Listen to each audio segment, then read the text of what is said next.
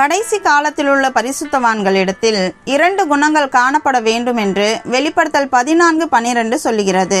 1, தேவனுடைய கற்பனைகளை கைக்கொள்வார்கள்.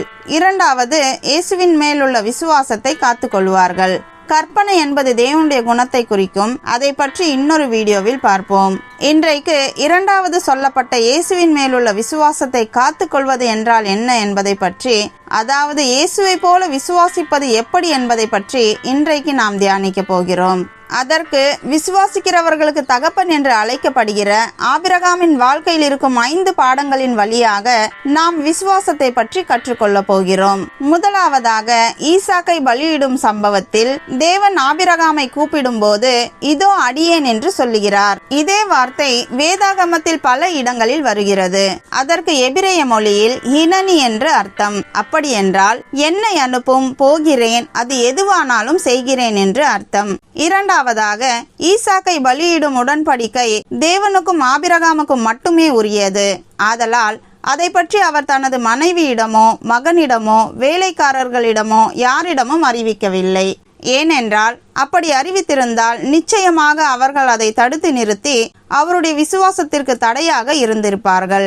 பல உதவிகள் செய்ய உதவியாக இருந்த வேலைக்காரர்களையும் மலைக்கு கீழேயே விட்டு செல்கிறார்.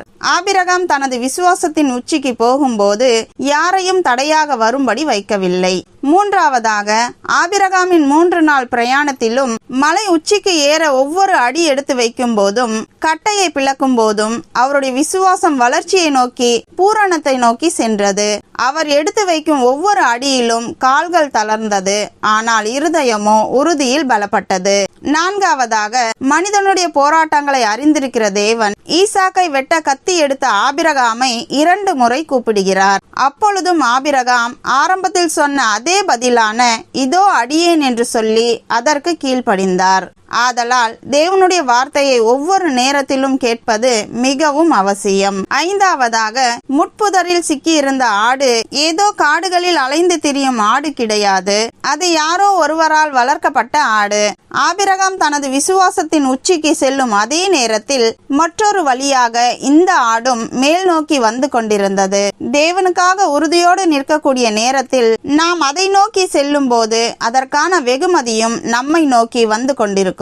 ஆகையால் நாமும் தேவனுடைய சித்தம் எதுவானாலும் அதை செய்ய ஆயத்தமாக இருந்து அவரோடு பண்ணும் உடன்படிக்கையில் யாரையும் தடையாக வர அனுமதிக்காமல் விசுவாசத்தின் உச்சிக்கு செல்ல உறுதியோடு இருந்து ஒவ்வொரு நிமிடமும் நாம் தேவனுடைய சித்தம் கேட்க ஆயத்தமாக இருக்கும் போது நாமும் பரிசுத்தவான்களுடைய கூட்டத்தில் இருப்போம். அதற்கான வெகுமதியை தேவன்